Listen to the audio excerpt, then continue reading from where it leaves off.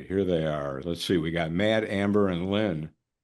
Hi, guys. You can turn on your cameras if you Yeah. want to. Hello. We kind of would probably prefer you turned on your cameras if you Yeah, don't it's gonna be mind. we're sort of in a meeting setting instead of a webinar setting, so it's a little Yeah. less it's informal. Yes. Tell us That's the what word. stations you're here from. Yeah, Amber, where are you from? Hi, I'm with WLRN in South Florida. Oh, I know that well. I'm a Excellent. member of Is WLRN, that actually. Oh, Mark? thank I've got a you. place in Delray Beach, so I show up like a snowbird because that's exactly what I am. Nice. I see Yeah, we have it is kind of nice. Charlottesville in the room here, right? So it's not Matt, it's Mark. Matt's off Oh. camera, and I said, turn off the damn video because I'm eating lunch while you guys. Oh.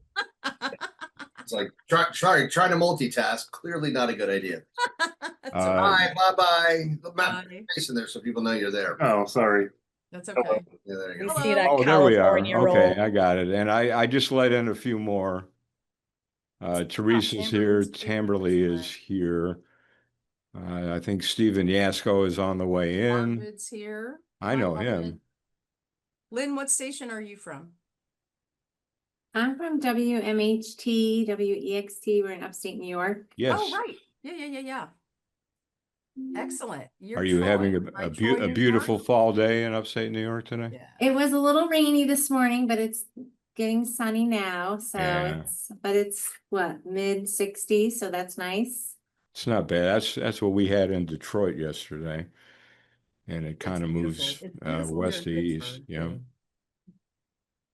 All But right. as everybody's coming in, I'm just, we'll let you know where. Oh, hi, Henry, and oh, hello, everyone. Hi, Steve. Hello, Hey, Tammy. Steve. Hello, Megan.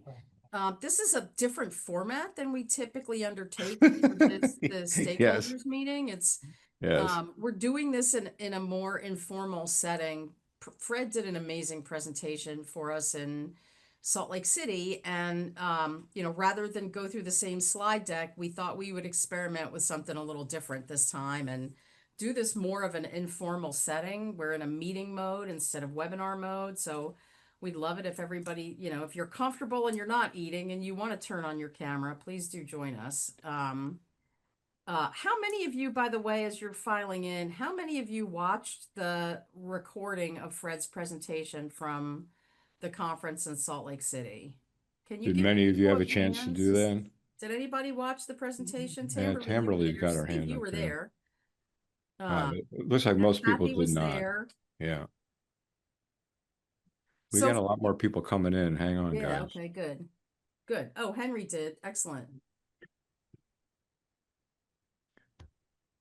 I'm going to just throw that question in the chat so as people come in, we get a sense. Yeah, here comes a couple of more.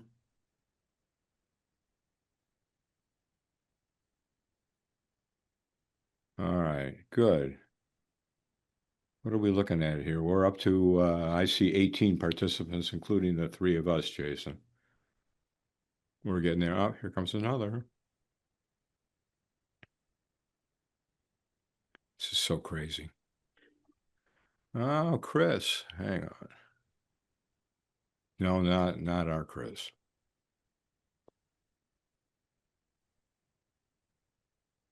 Hey, Chris. Hi, I know you everyone. can. Hi, Chris. There's Chris. Oh, Nancy's here too. Okay, good. Excellent. Hey, Chris, pop that camera on if you don't mind. Um, Oh, I gotta. There he is. unless you're eating or How you something doing, like man? that. All right, how are you? I'm all right. Good to see you. Yeah. We're trying something a little different, a little less formal this time. Yeah, this is not the way we normally do these things. Believe it or not, at PRPD conferences many years ago, I would actually do the big presentation in the ballroom, and then a group like this would run into a smaller room off to the side, and we would essentially do this. Yeah. Talk about kind of the meat and potatoes of the study and what was going on and all that kind of stuff. So this is sort of the Zoom version of this, where none of us has to get on an airplane. And And if you didn't have a chance to watch the video of Fred's presentation, he does have a kind of abbreviated kind of key findings that we'll go through. Yeah, I do have a little junior deck that we can review, and it's got some questions for everybody to think about. Well, we're at about 2:04 at this point, and nobody new has come in. So I think, of course, the moment we actually start getting into something, a couple of people will ring in, but I've got my eye on that box. So hopefully we will be okay. So. Let me ask a question. Have the stakeholder packets gone out yet? Have all of you gotten your packets? You have, right? Yeah. They've all gone Okay, out, wonderful. yeah. And hopefully you got yours. You've had maybe, how many of you have had an opportunity to actually open those things and take a look at them? Have any of you had a chance to do that? Few people. Yeah. Okay, good. Part of what we're trying to do here is also answer questions for you as they come up and maybe give you some pointers on how to use the data because it's a little confusing. I mean, this is a syndicated study. We're trying to make 50 odd radio stations happy. And as you know, you represent the full gamut of public radio here, big markets, small markets, music stations, news stations, combo stations. I mean, it's all over the place. So some of this is going to work better than others. But yeah, if any of you have any questions at all about the study, why we did what we did, what things mean, what they mean to you, this would be a good time to, ask those questions. Uh, Jason Hollins, who is in this meeting, is our research director. He's the guy who really is close to the nuts and bolts of this study. So he's got spreadsheets ready to take a look at if need be, extra slides. I've got my stuff. And hopefully we can answer any questions that you all have about the survey and again, what it means to your radio station. Because I don't have to tell you, this is obviously a very different moment in public radio history. And I think these studies in the past have been somewhere between interesting and helpful. I think this year is a completely different mindset for all of us from our standpoint, writing the questionnaire and trying to come up with questions that we thought would be helpful to you, given the stress that we know you're under. So yeah, if we can help you at all better understand your world and how to navigate it, that's a big part of what the study is about. So I'm going to stop yammering, as the case may be. Does anybody have a question or a question you want to get out there at the beginning? Don't be bashful. If you've got something, chances are other people are wondering about the same thing. Anybody?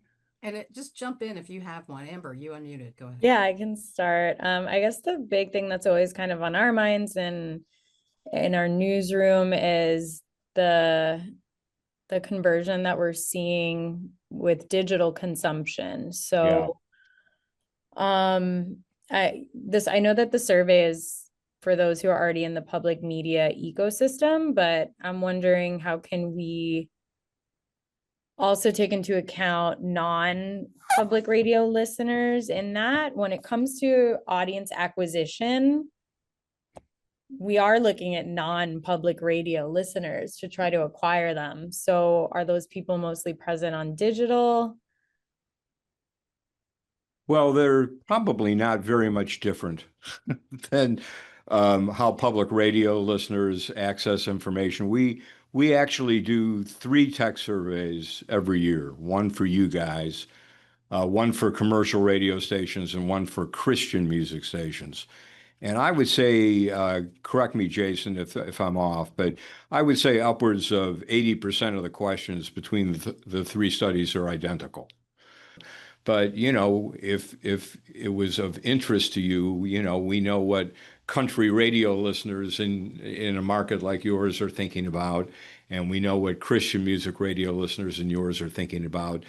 They're not that far afield. The public radio audience tends to be older, much smarter, more likely to be voting on the blue side of the ledger rather than the red. I mean, these are all things I know you guys know, but we do see it statistically and very clearly.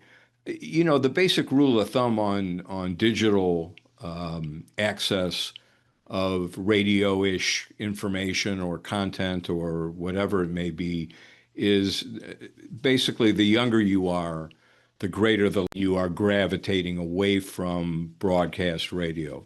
So understanding that is important. I mean, there's a lot of tools in this study really designed to help you understand, okay, X percentage of my audience is probably listening to me on a mobile app or on a laptop or maybe on a real radio. And so understanding those relationships and how the audience is coming to use your brand, use your content, use your station is important. I do think editorially, and we were talking about this before we let you all into the room. You know, I think part of the question that every radio station needs to think about at this moment in time is who are you going to super serve at this point? You know, are you going to be talking to the people who got you to the dance, as they say, the people who are listening to you all the time, the people who are writing checks? Are you going to be talking to that potential audience that may be out there? They may be less dependable and less loyal, but you know they do add up after a while. I think that's something that every station needs to kind of think about. You know, the criticism of this study over the years has been that it's a very P1 focused study. Most of the people are members of your radio stations. And in the old days, people would come to the PRPD conference and go, Fred, why aren't we talking to secondary and tertiary users of the radio station? And I'd go, well, because this is a database driven survey. And most of the people in your database came through membership. So therefore, that's why most of them configure the way they do. But I think we're at a point now where that audience is so precious to you. I mean, that's gold. I mean, the people who listen all the time and the people who are sending you money year after year, I mean, you got to take care of those people, in my opinion. So Um, Fred, let Go me ahead, jump Abby. in because I think we get this question, Amber, and I think it's a really good question. Yes. Um, this is not really intended to be an audience acquisition study. If it was, we'd be doing a much larger national poll, right? We did that with Run, the researching unmet needs, and there's a ton of data there. It was a 10,000 person survey plus focus group. So you have to look at this combined with other studies to really get a sense that, like, I wouldn't use the tech survey data only for my audience acquisition strategy. I'd be looking at studies that are beyond that core. I think this is a really important study, again, because of Fred's point that these are the people that are precious, they're gold, and they're supporting us. And what's clear in the tech survey is that they're supporting us to a much greater degree this year. And in fact, I just was looking at the CDP, their latest donor analysis, and public media in their database, they experienced a 61% growth in donors since January. And so that, like, I would be looking at that data too, and what can I mine about their behavior and preferences from an audience acquisition standpoint. But You I should think also that know, your point that things yeah. line up across your different tech surveys is super helpful to know. Yeah, it is, but you know, you mentioned the Run survey, and I don't know how many of you either participated in that or joined into the webinars that uh, uh, everybody Yeah. who did those. It was It was us, CSA, right? yeah, City Yeah, it Square was right. It and was City Square and SRG Greater and you Public guys, right? and NCC. Um, I mean, even though those two studies are very different from each other, a lot of the findings line up extremely closely to each other, which tells you something, I think, that there are some universal things going on out there with radio listening and specifically public radio listening that are important, especially now. So with so much on the line and every dollar being important and all that stuff. Thank you, Uh, Amber. yeah, appreciate that. Are there other questions, or does anybody want to pile on or, comment on what we've already talked about?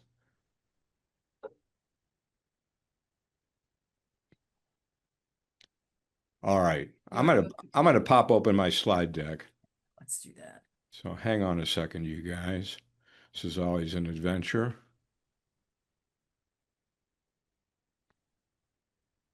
So can you see it? Coming up, yeah. Yes. So I don't have everything here, but I've got a pretty fair amount of data that I think will help you get through the basic what the heck happened here, Fred, question. Let me quickly run you through the methodology and then I'll take you right into the data. And let me get my face off my own screen so I can actually see what's going on. So we had 53 stations participate, of which obviously yours were part of that group. Almost 19,000 respondents overall. We always do these right around this time of year, mid-June to mid-July, and I'll show you in a moment why that turned out to be so fascinating this year. But these were the survey dates, so it's still very recent data. Again, going right back to what we were talking about a few moments ago, most of these people are members of your databases. Some stations did put a link for the survey on their website, social media pages. I think a couple of people even did some on-air announcements, but for the most part, these are database people. It's an online survey. The only weighting that we do is by market size. So, for example, 300 surveys from a major market like Philadelphia are going to count for more than the same number of surveys from a smaller market like Pensacola. So there is weighting there by geography. The main point, and Abby and I have already circled around this today, this doesn't represent everybody. This represents people who are in your database who opted to take the survey. But I believe, what is this, Jason? Year 17? I think we've done these 17 years in a row. The data really holds up and tracks well. So the reason why I emphasize the June to July thing is what was going on in the world, and specifically in the world of public radio when this thing was in the field. So you can see that the whole public media under the microscope, the whole rescission thing was going on at exactly this time. And as we know, even prior to June, when the fielding actually began, as Abby said a few moments ago, really since the inauguration, things have really been in play. Public radio has been a big part of what is going on in the news with the Trump administration, et cetera. But a lot of the rescission voting and talking and debating and gnashing and everything else was going on while we had this thing in the field. And I think you're going to see, I again don't have a full deck to share with you today, but even in the slides that I pulled, you're going to definitely see some very obvious impact here. So let me kind of tie up a few loose ends at the beginning. I'm going to actually do this a little backwards in some ways, like the way a lawyer would lay out a case.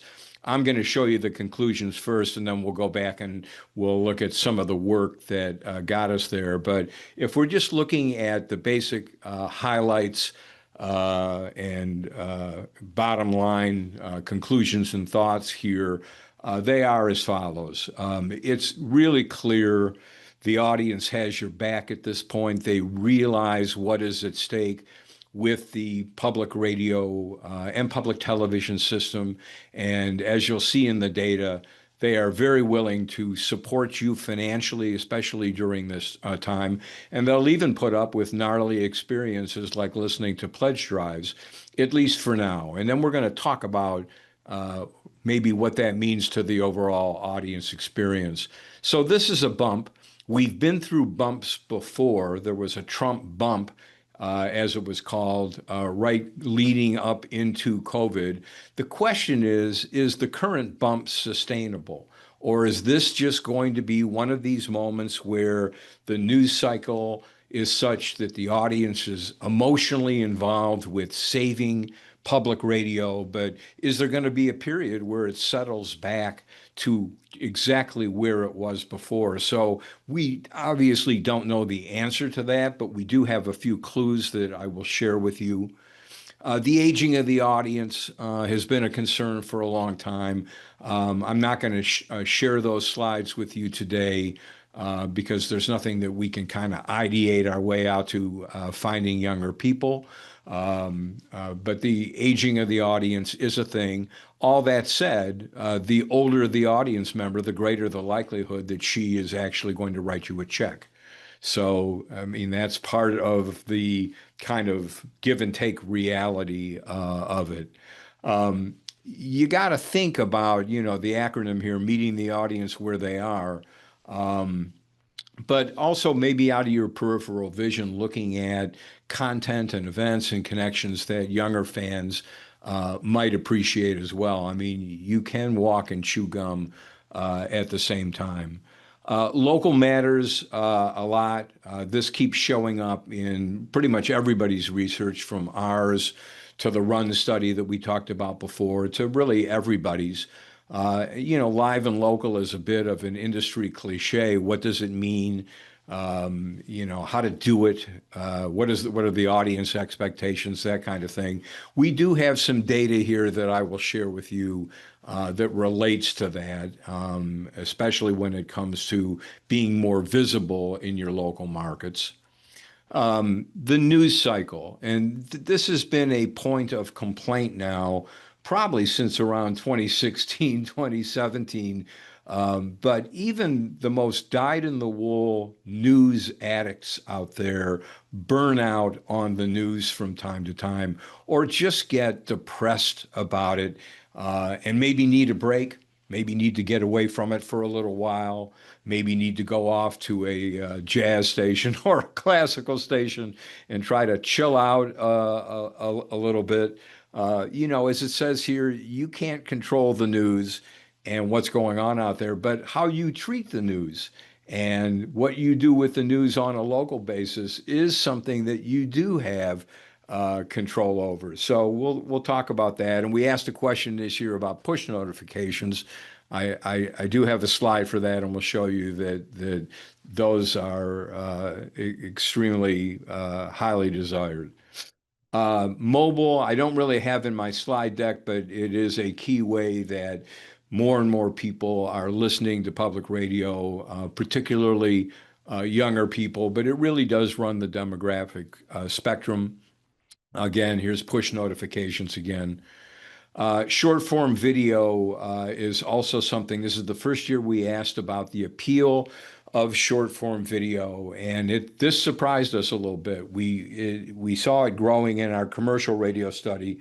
I thought it would be a little bit more modest here because of the age of the average public radio listener, which is in the mid 60s, by the way.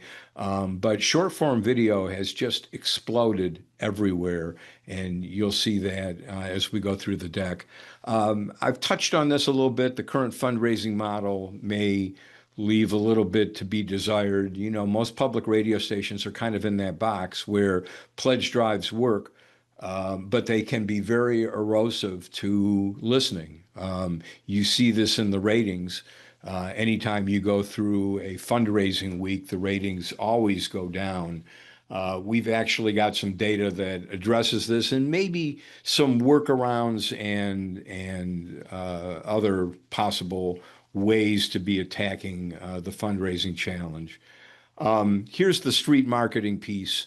This is something that we've looked at the last couple of years. The Run study, as I alluded to earlier, as did Abby, supports this as well. I mean, bottom line is people want to see your radio station at the same events and things that they attend themselves. And chances are the commercial radio stations in your market are not as visible as they used to be because most of them have pulled back their marketing. They don't have street teams maybe like they used to. They may not even have a station vehicle anymore. So this is not only a good opportunity to be able to connect with your own audience, but to Amber's point from earlier, connecting with people who maybe don't know very much about the radio station, but see you at the farmer's market.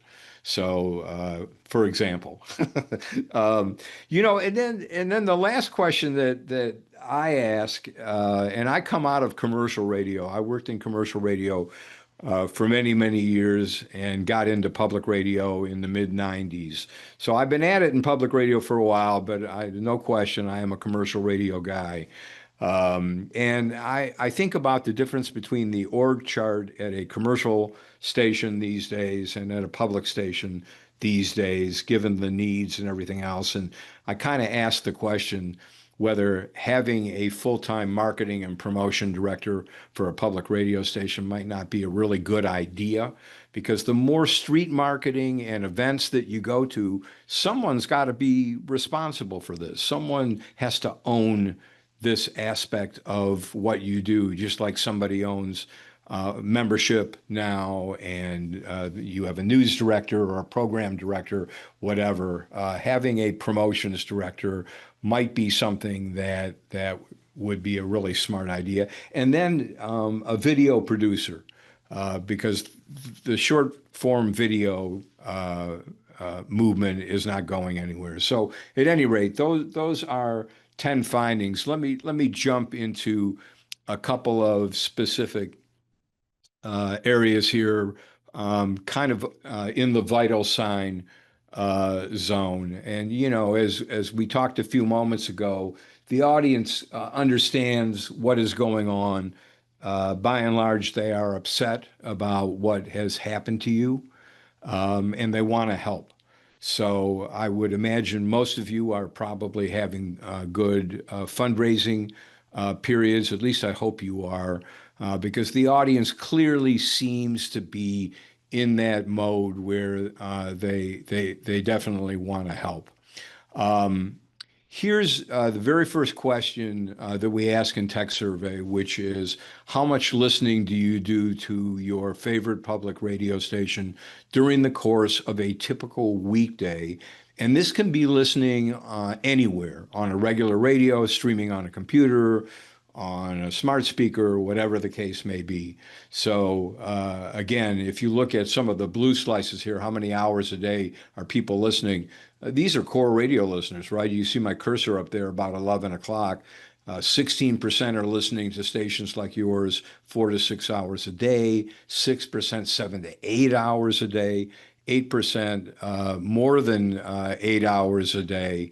I mean, that's crazy, right? These are people who have the radio on all the time. So you've got a lot of people doing a lot of listening here in Tech Survey. However, glass half empty guy that I am, if you take a look at that brown slice there around 3 o'clock, people listening less than an hour a day is 13%. And people who say they don't listen to stations like yours at all at 7%. Now, think about that for a moment. You're probably wondering, Fred, how can that be? These are people in our database, and 7% of them don't even listen to us?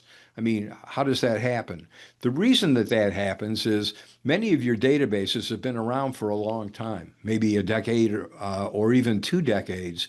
So where people were at from a listening standpoint back in 1998 and where they are today might be two very different things. So they may have moved away from radio listening at this point. So I look at these two slices here of underperformance, none and under an hour a day, and that comes out to about 19-20% added together. So we've been tracking this now going back a number of years. And you can see upper right there, this goes all the way back to 2018. This is the percent of people who are actually listening under an hour a day or not listening at all. Back in 2018, that was only 11% of our sample. But you can see now, these last couple of years, we're up to 19% of our audience here, our core radio listening audience, listening under an hour a day.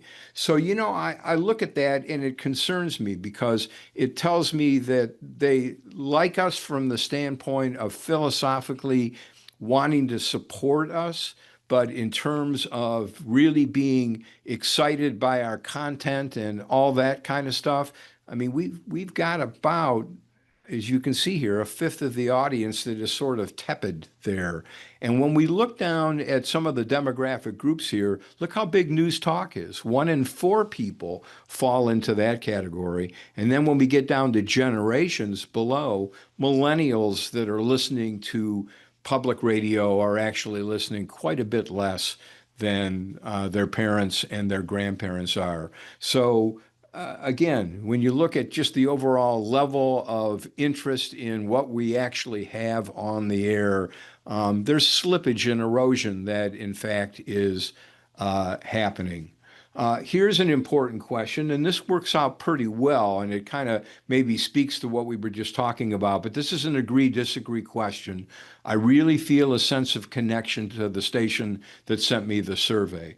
And so here's good news. 44% strongly agree that they have a strong connection with you. 40% agree with that. I mean, that's really pretty good. But if we just look at the strongly agrees isolated, which is what we've done over on the upper right here, you can see they've been in this low 40% mode for quite a while. Here was the Trump bump, by the way, in 2020. You can see it went as high as 47% and then started moving down. Comes back up this year about 5 points. And this speaks to the more enthusiasm and concern that people have for public radio at this point. Stronger connection with AAA fans, as you can see below. Stronger connection with women. It's always been that way, by the way, but it continues to hold very well. And interestingly, a stronger connection with younger people, millennials and Gen Xers. Now, that doesn't mean there's more of them listening, because there really aren't that many listening as we would prefer, but the ones that are here definitely feel a sense of connection with the radio station. All right, so yeah, you can see our 44 is pretty close to the Trump bump back in 2020. Here's another agree disagree, and this one is critical. This really speaks to the mindset now that is out there. Agree disagree. As a result of the current political climate, I'm providing increased support to public radio. So you can see 29% strongly agree with the statement, about a third, 34%, agree with it. Yeah, we have been asking this question going back to 2019 the exact same way. Look at what happened this year. This will absolutely tell you there is a relationship between when this survey went into the field and what was going on with public radio, because we were actually going down when it came to feeling the need to support public radio at this moment in time, from 46 down to 37 last year. And if you saw me give this presentation in 2024, I expressed concern that we were down to 37% here. We weren't touching people emotionally. Well, thanks to the Trump administration, they have been touched emotionally. And look at what happens. It goes all the way up to 64%. It's crazy, but it's real. And that's how people are emotionally feeling. And when you look down the formats, gender, generation, those numbers are really not all that different from each other. They're all kind of in the low to mid 60s. So that tells you the entire audience is, in fact, being affected by what is happening to public radio. Since the beginning of these surveys, we have been using the Net Promoter Scale. I don't know whether you are familiar with Net Promoter. It is a national measurement of word of mouth. So, for example, if you go on vacation, you will very likely get an email the day after you check out of your hotel asking you, would you recommend the Courtyard by Marriott where you stayed when you were on Cape Cod? to a friend, relative, or colleague on a 0 to 10 scale? Well, we've been asking the exact same question here in Public Radio Tech Survey from the very beginning. Would you recommend this station to a friend, family member, or coworker? So you can see on this slide, this goes all the way back to the first year that we ever did the survey, all the way on the left, 2009, all the way up to this year. So you can see the bumps, the drops, the highs, the lows. We started at a 68 way back in 2009. It kicked into the low 70s for a couple of years there, 2013, 2014. Here's where things started bumping up. This was what they call the Trump bump, right in this basic area here. But you can see what happened when post-COVID, things started moving down. Biden's in the White House. Things are kind of chilling. There isn't as much of a call to urgency. And then boom, all of a sudden this year, we actually have the first up year that we have had in 5 years, and we are up to a 70. Just to give you an idea of the contrast here, the average commercial radio station has a Net Promoter Score of 46. Now, this varies by format quite a bit, but that's quite a difference between your 70 and their 46. The average Christian music radio station has a Net Promoter Score of 82. They are having a field day. They are having a huge bump as well for similar but different reasons than you guys are. It's a different world, obviously, over there. But people who listen to Christian radio are stressed out, and they're definitely feeling some of the same emotional pressures. They just turn perhaps to a different solution set to help salve them and make them feel better. I mean, Jesus is the answer for them, and Christian radio stations, by and large, are doing exceptionally well in the ratings and with fundraising at this point in time. I thought you'd find this interesting. This is the Net Promoter trending by format. Obviously, all three formats, AAA, classical, and news talk, those are the ones that we have enough critical mass from to be able to compute this year after year after year. You can see they're all trending up, but notice the highest Net Promoter scores are in AAA. That's where the word of mouth, the recommendations are in fact most powerful. So what I wanted to show you is the results of that question as a result of the current political climate on providing increased support to public radio on our little timeline here. Right. So we can actually see the Trump bump that began to happen in 2017 and 2018. And then the Trump slump that happened right around when COVID began to raise its ugly head. And then you can see, I mean, things really went down in terms of people wanting to support public radio. 14% in 21, 16% in 22, back to 14 and 23. Last year, all the way down to 11, and then boom, all of a sudden, Trump comes into office, starts threatening and doing what he does, and you can definitely see people definitely want to support public radio now. That shoot up all the way to 29% is really impressive. The question is, where do we go from here? And we don't know. I mean, the only thing that we do know is that when we had a Trump bump, you know, back in the late teens, it did settle down and actually ended up going lower than where it started. So the question is that what's going to happen this time? I don't know. I mean, none of us does. But I don't think if you had record-breaking fundraising this year, I don't know that you can necessarily count on that for 2026. One of the questions that I think is really telling in Public Radio Tech Survey, we ask people, why do you listen to public radio? And we give them a long list of potential reasons why, main drivers here. And we ask them to tell us, what are the ones that really push you into wanting to support and listen to public radio? So look all the way up at the top. And you can see the number one motivator, if you will, is people appreciating the trustworthy and objective programming that you do. Right behind that is to be informed about the news.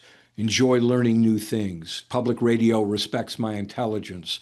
I get a deeper news perspective. I get balanced perspectives. Those are all 60% or above on people saying those are main reasons why I listen. And the little CVs that you see after each one of those stand for core values. These are all public radio core values going back decades when the system was originally put together. So the good news is that the core values have held up really, really well over the years. And these numbers are actually a little bit higher by and large this year than they have been the past couple of years. So that's good to note. But notice the blue bar there at 57%, which is okay, but not stellar.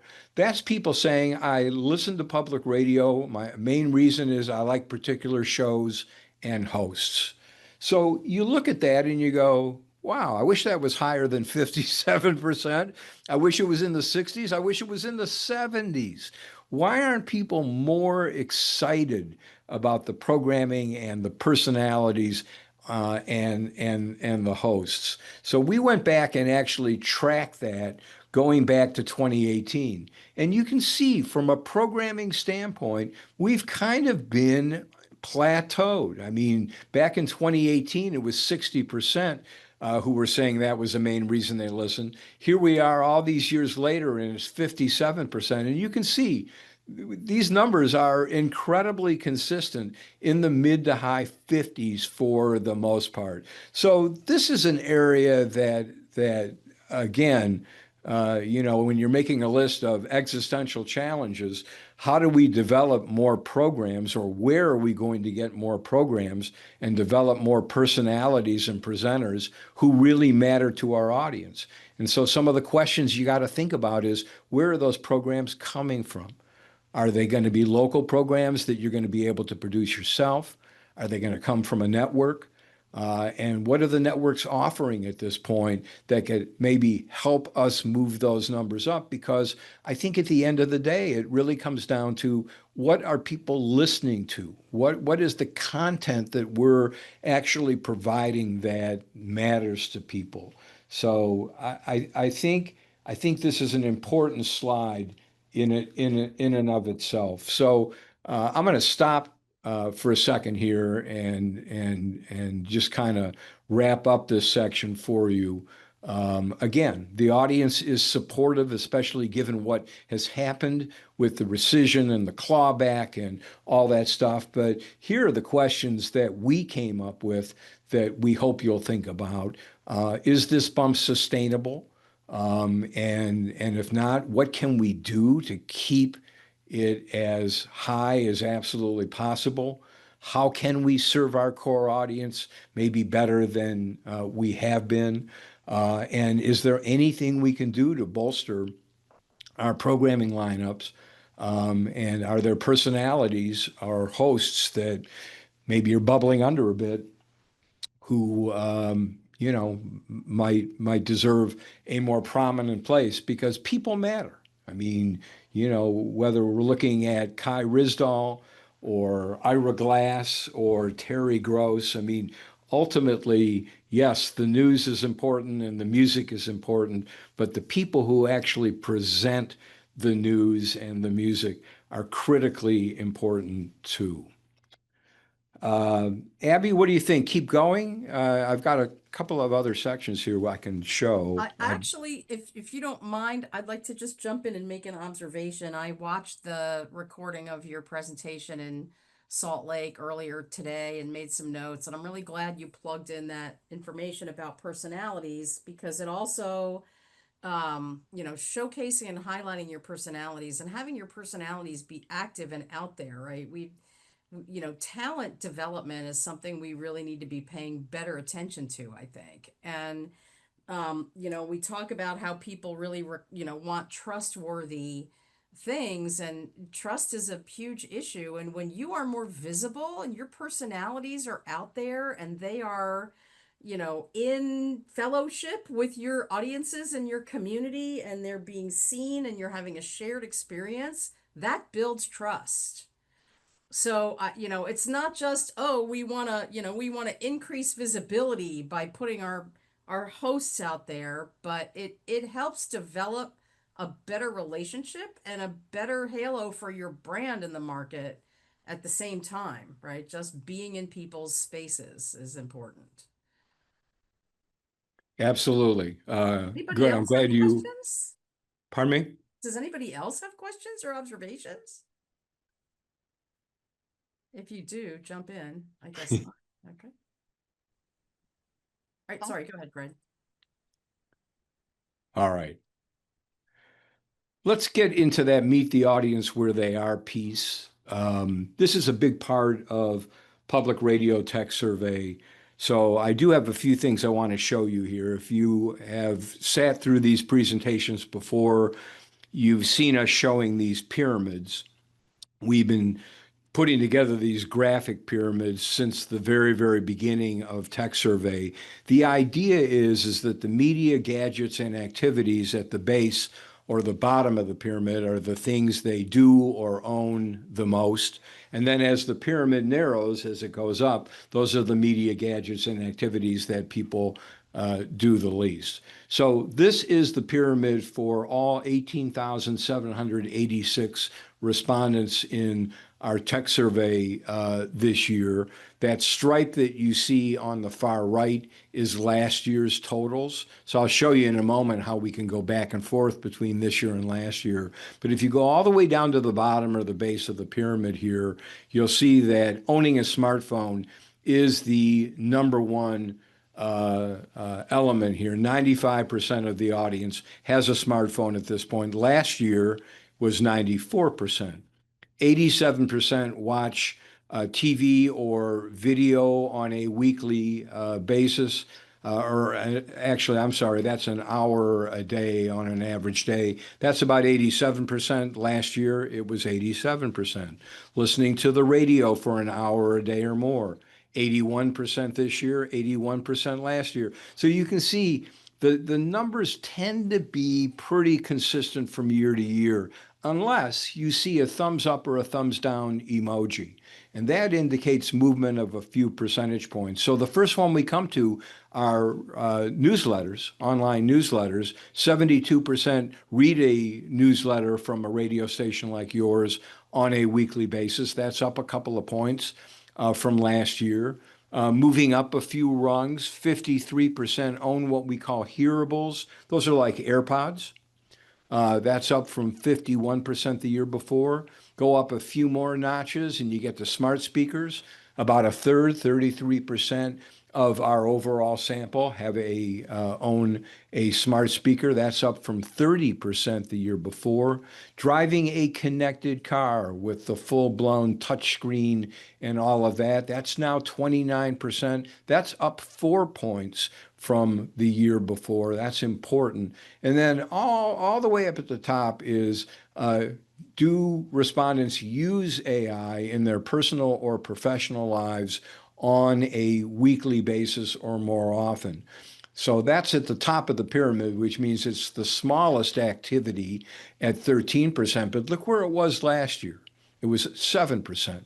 So it is almost doubled year over year. And this is with, again, an audience where the average age is about 65, 66. So that tells you how AI is clearly becoming more powerful. So this is the pyramid for the whole study. Here's the pyramid for people who come out of classical music radio stations. We had more than 5,800 of those. I'm not going to review all of these. We will send you this deck afterwards, but you have these slides in the packets that we sent you, maybe in a different order. But the bottom line is, if you're a classical station, you have a pyramid for your station and the 5,843 classical listeners. And I'll show you in a moment how you can go back and forth between your format and your own station to kind of compare and contrast. Here's AAA. You may have noticed all of these elements, gadgets, media, activities, are in the exact same order as the overall sample, but some of these really get wide. AAA fans use Medium more than any other group of public radio listeners. Look at streaming audio right there in the middle. 83% do that on a weekly basis or more often. Smart speaker ownership is higher.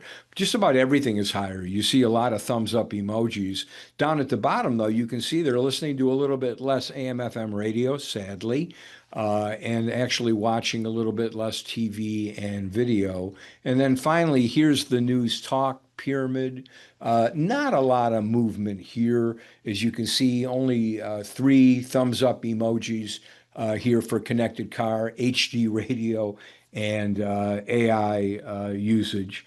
But what I wanted to show you was an actual news talk radio station in a local market.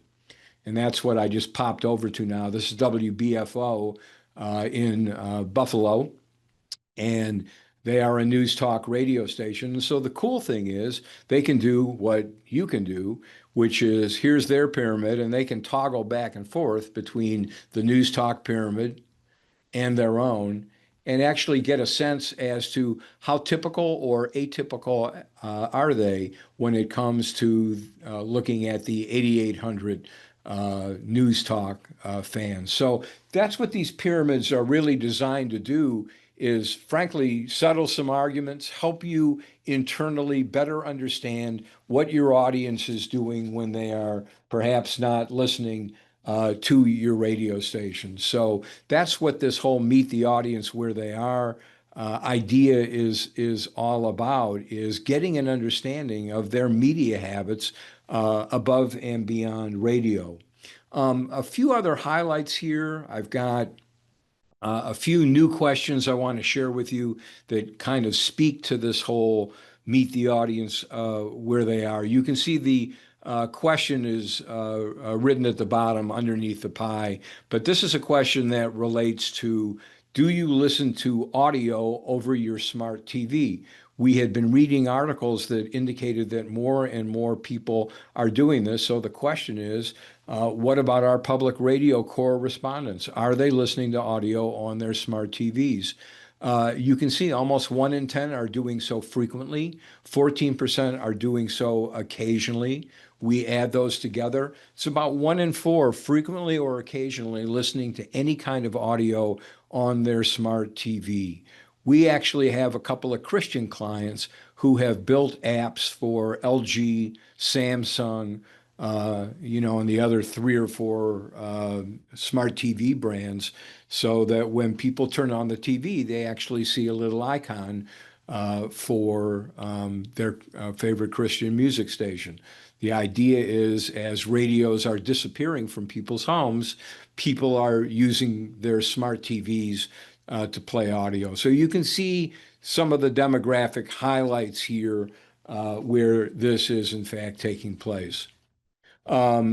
Here is whether people have actually visited the radio station website. We know a lot of you spend quite a bit of time trying to figure out how to populate that website. So the question is, what percentage of the core audience actually shows up at the website? About 1 in 10, 11% go every day, 14% a few days a week, 12% once a week. Adding all of those together, a little bit more than a third visit radio station, public radio station websites weekly or more often. It's the music fans who are more likely to do that. My guess why the news talk fans visit less, there are better news talk websites out there that they probably are using more so than the news talk radio station. Sorry to say, but I've heard enough of that in focus groups to kind of have a sense for what is going on there. Hey, So Fred. again, you can Hey, see website visitation Hey, here. Fred, I got a question about that. Sure. Do you think that maybe the music stations' websites see more traffic because they have event listings? That might help. I mean, clearly, the more lifestyle oriented these websites can be, and it's frankly easier to be lifestyle oriented when you're a music station than it is a news talk station. So that might be part of it. But I do think the other part, Abby, as I indicated before, I mean, there are some tremendous and I mean, between the New York Times and, there's just so many news talk websites out there that I think it becomes very, very difficult for a local public radio station to compete. And then, you know, in a lot of markets, the local television stations do a really good job with their websites as well. So there's probably a few things going on.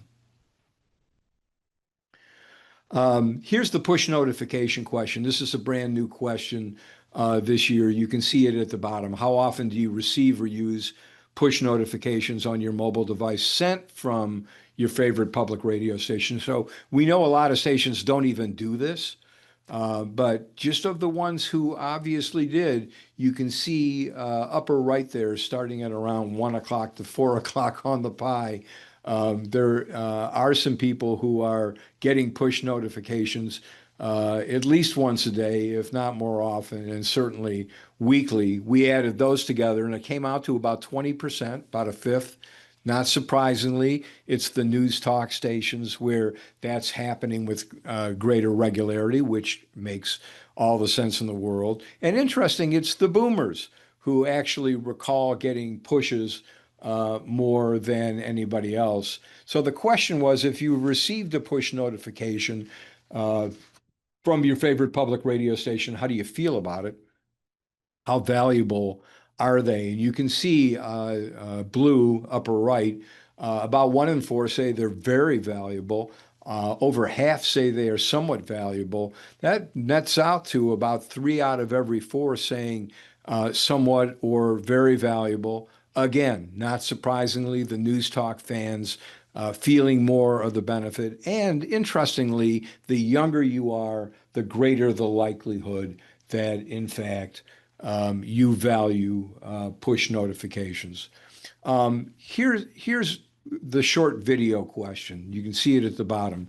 Many platforms post short videos about all sorts of things. How often do you watch short videos when you're online? 13%, several times a day. 1/5, 21% every day. 20% couple times a week, 7% weekly. But we add together the several times a day and daily, and it's 1 out of every 3 are watching short videos when they're online on a daily, at least daily. AAA fans, a little bit higher than the other formats. And look at the generations down there. I mean, you could have predicted this, but you definitely see that strong relationship between younger people and short form videos. I mean, that's where TikTok has made its name, and now everybody's got reels and their own form of short form videos at this point. YouTube has only exploded in the past few years. But here in public radio land, short videos matter. They have a place. And trying to figure out what your video strategy is, I know that sounds kind of oxymoronic when we're talking radio, but I think we're at a point where every public radio station needs some kind of video strategy. What are you going to make videos with, and where are they going to live, and how are you going to use them? So hopefully, again, this research helps you better understand some of that.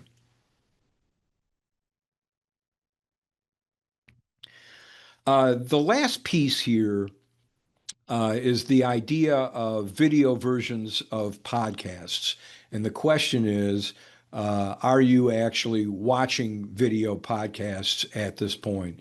You can see the light green slice up around 1 o'clock. 7% are frequently watching videos of podcasts now. 12% are doing so occasionally. And then we've got a variety of other people kind of poking around a little bit. But when we just look at the frequently and occasionallys watching video versions of podcasts, it comes out to 19%. Men more than women there. Millennials also a little bit higher as well. The last thing I want to share with you kind of gets to this idea of the dilemma of what kind of content are we going to make. And I think when you sit down with your team and you start trying to figure out what are we going to do here? What kind of content can we afford to make? What is the return on investment of that content? What is it going to cost in terms of people? What's it going to cost in terms of money? How likely are we going to be able to monetize the content that we make? I mean, those are all questions to ask. But I think the very first question is, what is the audience using now? I mean, we might have this idea that we want to do a podcast, for example, only to find out that our audience doesn't love listening to podcasts. So right there would be whoa, let's call a timeout on this. So what we did was we took 4 questions, created pie charts of usage for all 4 of them to be able to contrast for you what the public radio audience actually is doing on an everyday basis. So you can see all the way to the left, consuming podcasts daily there. That's where I want you to focus on the pink dailies. So 17% say they listen to a podcast every day. Watching short videos online, it's twice that at 34%. Playing online word games like Wordle or Spelling Bee on a daily basis, that's 43%. And then reading local online newsletters, that's the highest daily activity of those we measured at 49%. So, we draw the arrow across daily usage for all 4 of these platforms, and we learn that the one that people actually use the most in the public radio community, online newsletters. I would also submit to you that the degree of difficulty of producing an online newsletter is less than these other 3 activities: podcasts, video production, and coming up with the next Wordle. So this hopefully might be an idea for you about how to break some ties or how to have an intelligent conversation about what our content strategy ought to be. And you can pull the data out of the numbers that we've sent you and actually run this for your own radio station. I mean, you're looking at this now for 19,000 public radio people. But if you want to see how your 400 listeners who took the survey did, you can pull it out.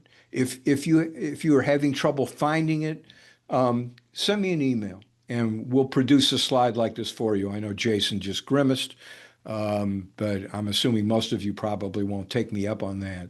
But if you decide that to do so, we can make these for you and at least give you an idea of what your audience is doing. So this ends all the meet the audience where they are slides that I pulled for you today. But here I think are some salient questions and ideas about what you can do with this data. Starting right up at the top. I mean, if you hired me to come to work for your radio station as your program director, the very first thing I would probably do is number 1. I mean, I would conduct a content inventory right now of everything we are doing on the air and off the air, every program we carry, every feature we do, every podcast we make, every newsletter we put out. And I would hold that up against the data to make sure that we are spending our resources as efficiently and intelligently as we can. So that's probably the first thing that I would do. But these other points, I think there's value in here as well. All right, I'm going to stop talking for a moment. And you guys have any questions? Abby, Jason, do you have anything you want to add to this? It strikes me that word games and newsletters, although word games take some development, right? There's some work, behind the scenes there. But there's high appeal and it's a less crowded space and you can really, focus that content and make it meaningful with a relatively low lift. I mean, I realize, some of you are from smaller stations and every lift is a big lift, no matter what. But if it's a decision between producing a podcast that's also on YouTube and putting out a newsletter, right, you may get more bang for your buck, more ROI by putting out a newsletter. Thank you, Gemma. We are losing folks though here, so I want to make sure that we open this up for questions. If anybody has questions, Tamberly, you got your hand up. Yeah, I wanted to know how complicated it is to make those smart TV apps. Is that something that is a huge lift or, um, you know, relatively simple? Can you say more? It's not that bad. This is gonna sound bad, Tamberly. We have a mobile apps company that could have a conversation with you, and I promise I will make sure they don't try to sell you anything, but they could actually walk you through what the mechanics are. I honestly think it's a little early in the game still. I mean, if it were my station, given all the priorities that I have, I would probably hold off on this for a little bit, but it's coming. I mean, Jason, we've been testing smart TVs in Tech Survey now since I think around 2019. And, with COVID, everybody went out and bought two because everybody was holed up and wanted to at least watch Netflix on a decent set. So smart TVs have obviously proliferated. I my gut, Tamberly, and that's all it is I would maybe wait until we get to about 80% penetration there before I built apps. But again, we've got a Christian client who I mentioned earlier who launched their apps a few months ago, and they say it's going well. So I mean, it's Well, heading that way. We're at nearly 2/3 of the overall sample as it's getting close, exactly. well, And go Well, ahead. yeah, one of the reasons why I ask is that I know that like on YouTube, the lo-fi channels are really popular and Yep. just thinking about, having that sort of like background companion, I think a lot of like the music stations sort of um lend itself to that because that's how a lot of people, listen to us. Um whether it's smart speaker or the radio. And so that's why I was curious, like if that is another method, knowing that people are listening more on their televisions, that Yeah. that might be something worth pursuing. There's no question it is, and I didn't show you the data point of regular radios disappearing from people's homes, but it's significant. And they keep disappearing at an alarming rate. What is it, Jason, for this study? I think it's about 75% only have a radio in their home at this point. Yeah, it's somewhere in the 70s, and then among millennials, it's just around half lower. of millennials. So yeah, Correct. it's less. So, right, the old days of, the average household having 3.2 radios, believe it or not, that's what it used to be. That ship has sailed. And yeah, you're right. The television has sort of become the center of activity, and a lot of people will put on music on their TVs as they do household chores and or make dinner or whatever the case may be. I think you said household companion, and that's a really good description of it. Anybody else have questions? Can y'all hang out for a little bit? I think Fred, you have I, another section, right? I've got fundraising coming. Which do you want to see more? I've got a fundraising and a street event marketing one. Which one sounds more appealing? What do you Or do you guys, want me to just try and race through both? fundraising? Mark, like events, fundraising? Macon says fundraising. All right. I'm gonna go. Fundraising. I'll go quickly and cram them both in. Sounds If good. I could just jump in just for a quick second, I'm actually going to give you precise numbers on radios in the home. It's actually less than 70% on the total. It's like We're now 67. just over 2/3. We're at 68% of the total sample have a working radio at home that they use, and it's actually even less than half among millennials. It's about half of Gen Xers. But it's 41% of the millennials in the sample, which of course is a much smaller percent of the sample. But again, among younger listeners, it's half or less own have a radio that they use at home. So Regular. Tamberly, maybe those smart TV apps right now aren't a bad idea. I mean, those are scary numbers for working radios at home. No question about that. Okay. All right, let's move into fundraising here.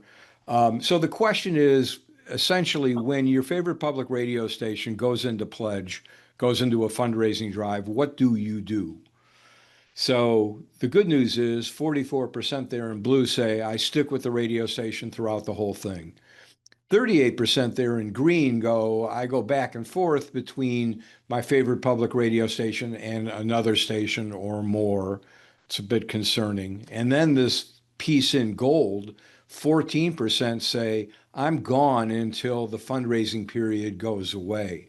So when we add the green slice to the gold slice, essentially people who are leaving to some degree during fundraising, as you can see, and we've got it going back now 2 years before this year, these numbers are pretty close. They're in the mid 50s. Half the audience is in play. And when we go down the demographics, you can see there's a little bump for men and Gen Xers, but by and large, everybody is sitting around 50%. So the concern that I would share with you, I mean, I'm thrilled if pledge drives are still working for you, and I certainly understand the importance of that as a mechanism. But the other side is it clearly is impacting the listening experience that some of your biggest followers, feel. So we wanted to get a little bit more granular about, well, why do people actually switch away? And here are the reasons ranked in terms of when people decide, I don't want to listen to your station, these are the things that drive them away. And look at number one. We spend all this effort trying to get people to be sustainers. And yet, the number one reason why people leave the radio station during a pledge drive is once I contribute, there's really less reason to listen. I'm in, I'm done, I'm a sustainer. Why do I have to listen to this stuff? The number two negative is the messages keep getting repeated. And I've talked to a number of public radio programmers who say they have been consulted to just boil it down to 3 or 4 messages and keep hammering them again and again and again. But you can see there clearly are some issues with that. Annoying number three, the pledge drive runs too long, et cetera, et cetera. So again, just to give you an idea of what the annoyance factor is. Now, the other thing we wanted to look at is what are the appeals that actually work for people at this point? What are the things that you can say during the pledge drive that have the greatest opportunity to resonate with people? So we came up with this list that you see on the left, and you can definitely see there are 4 standouts here for the overall sample. Again, I encourage you to go into your data and see what's at the top of your station's list. But again, looking at all 19,000 people, you can see we have a tie for first between the donation makes the station available to everybody, including those who can't afford to support it. Interesting. That's tied with to support independent media in my community. Right below that, in the low 50s, is to support the high quality journalism the station provides. And then right there with that is if we don't donate, the station won't be able to continue doing what it does. So those were the 4 that really popped for the overall sample. Again, it may be different for your brand if you're a AAA station versus a news talk station. So jump into the data and see what's actually going on there with your station. So again, here's a couple of questions to think about here. As Abby will tell you, when I did the presentation at the PMCC conference, I talked about this Roundup promotion. We do a lot of work with the Children's Miracle Network hospitals, which do radiothons with commercial radio stations. You probably have one in your local market that does that. And Children's Miracle Network hospitals is pretty efficient operation. They've raised billions with a B of funds for local children's hospitals and communities all over the country. And they use these roundup programs quite a bit where you go to a Home Depot or whatever, and the bill comes down to $7.13, and you get an automatic request to round up the 87 cents that rounded up to the next dollar. Would you be willing to give that to the public radio station in town? So it's a very passive way of fundraising that's almost completely off the air. And that's what I would encourage you to think about. I'm not saying stop doing pledge drives. I would never do that. But are there other fundraising activities that you can use to augment pledge drives? Are there other fundraising activities you can get involved with that are less erosive to the on-air product? I think those are things to think about. And then the last thing I want to show you is the event marketing piece, the eye contact with fans. And I think we've got some pretty good information here. And as Abby mentioned before, this is something that was a big part of the Run study as well. So here's the agree disagree. I would like to see my favorite public radio station be more visible in my community. 17% strongly agree, 31% agree. Overall, we had a nice bump this year, as you can see, from 42 to 48%. We'll continue to ask this to see if, in fact, there's something going on here. We keep hearing this in focus groups. People who go to public radio focus groups go, I would love to see my favorite public radio station more visible. Or I would like to be able to go to my favorite public radio station and get a tour and meet the people. I mean, they want to go behind the velvet ropes, you know, they would like access. They want to meet you guys. You know, they want a closer connection here. Why not figure out ways to take advantage of that? And look at the generations all the way down bottom right. I mean, again, millennials are not a big part of our public radio tech survey sample, but pay attention to them because they're the ones who are most likely to say, I want to see you guys. Hey, So Fred, what, yeah, go ahead. there only 5% of the people in this sample disagree with this statement. Yep. Only 5% of these people go, nah, I don't want to see you. Now go away. Yeah. Exactly. I mean, look, a fair amount of people are obviously neutral. I don't care, you know, whether you go out or not. That's okay. But when you look at all the people who say, I would like to see you, and again, when you look across the street at your commercial radio station brothers and sisters who have cut back on all this stuff, I think you have a real opportunity to stand out. Where do people go? I mean, if you really want to connect with your audience, where would you go? Look at number one. Now, the backstory on that, we were doing a research study for a public radio classical station in a market that I can't reveal, and they wanted to ask this type of question. So we brainstormed and came up with most of the things that you see on this list, and farmers markets were not on them. And the general manager of the station said, you know, we have a lot of farmers markets in this town, and I go to them all the time. And can we include that in this question? And I thought, sure, who cares? It won't do well, but, you know, I'll be happy to put it in. Well, it was number one. And so we decided to include it here in Public Radio Tech Survey, and the same thing happened. So, as somebody who doesn't go to very many farmers markets, I'm not sure I understand what's going on, but I'm seeing it too many times to kind of look the other way. Abby, do you have a theory? Why do Yeah, so many people go to farmers I markets? do. I do have a theory, and I think there's a lot that I think the rest of this study kind of leads some breadcrumb trails to this, and also from our run study of the general population. It's clear that people want to be out. They want to be at event. They want to learn about events. They want to know what's going on in their community, but they want to do it in safe spaces and intimate settings, a casual, low key kind of thing. The large crowds seem to be off putting, and high conflict situations are off putting. And so I think this lines up. It's also deeply embedded in the community. It's local farmers and local producers that you're supporting. It's a social event because you go and you see your neighbors. I mean, my farmer's market's got a pizza oven guy that shows up, and you go and order your pizza when you get there, and then you get your corn and your veggies and your bread, and you go back, get your pizza, and go home and have dinner.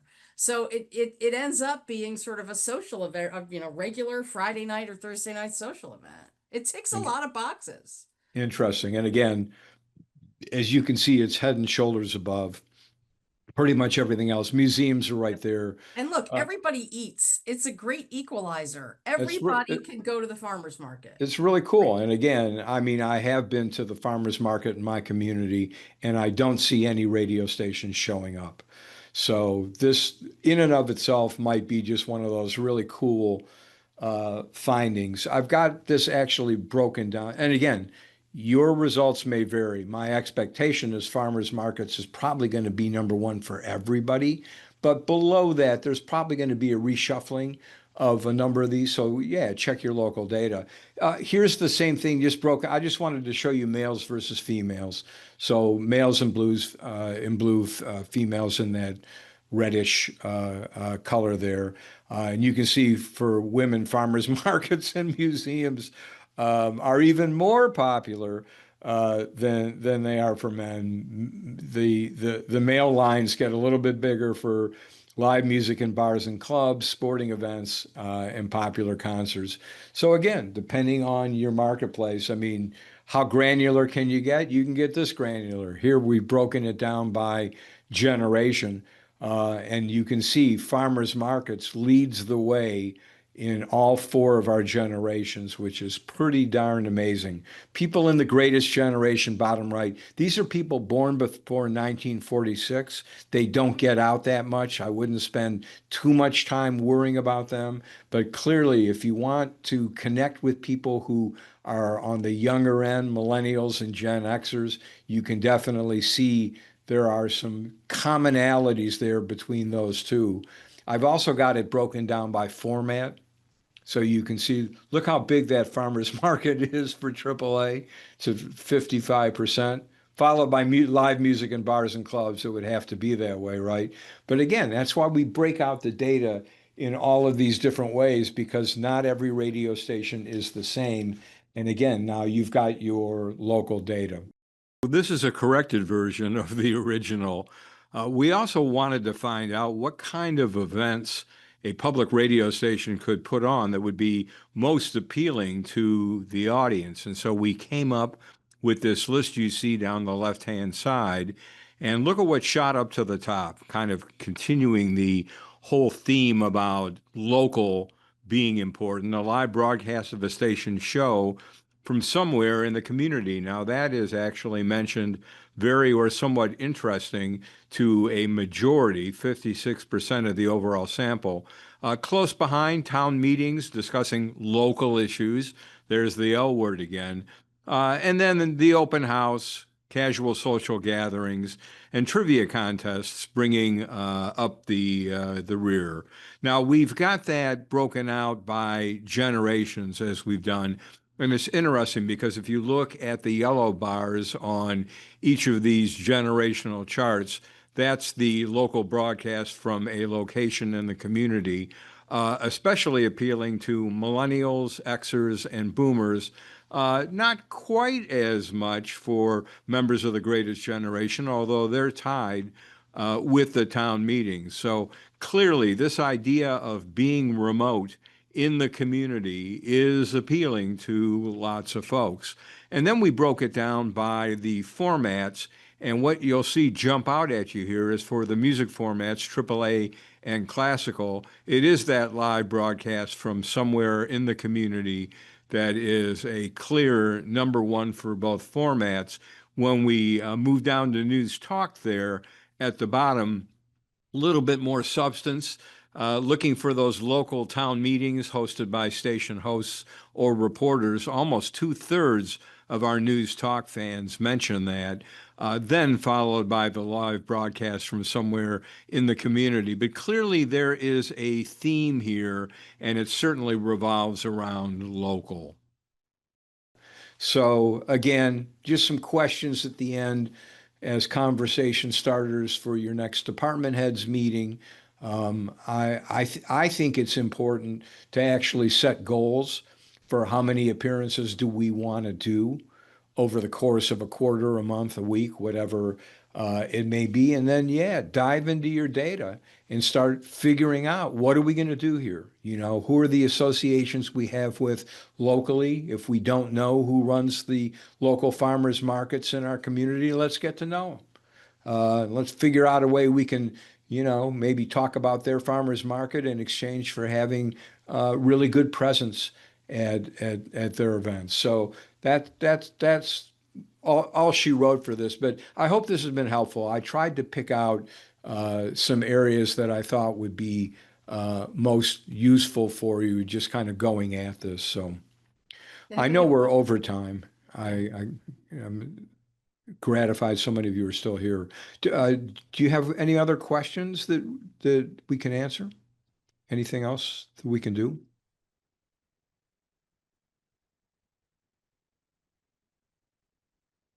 Okay. Cool. That was a good sort of, that was a good kind of, nutshell encapsulation there, Fred, of a lot of data.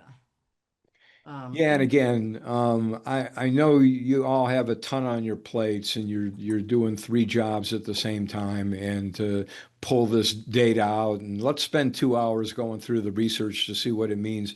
It's hard Yeah. to do that. If we can help you in any way, boil it down or make sense out of it, or answer questions for you, we'd be happy to do that.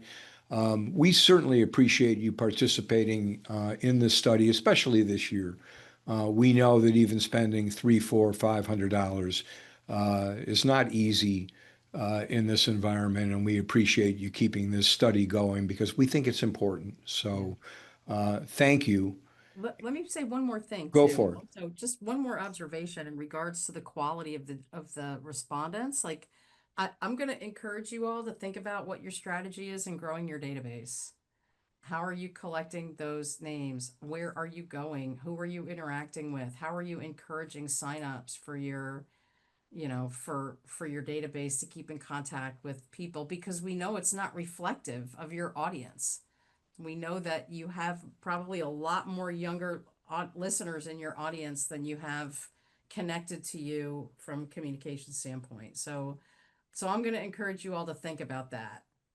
How are you going to grow your database so Well, that and the you cool are thing reaching is younger folks? you own the database. When you look at your Facebook followers, you don't own them. Mark Zuckerberg does. I mean, he can change the rule at any moment in time, and there you go. Or, you know, Twitter can be purchased by a megalomaniac industrialist who's the richest man in the world. I mean, seriously, you don't control what you have on social media and in a lot of these other areas, but you do own your database. It's yours.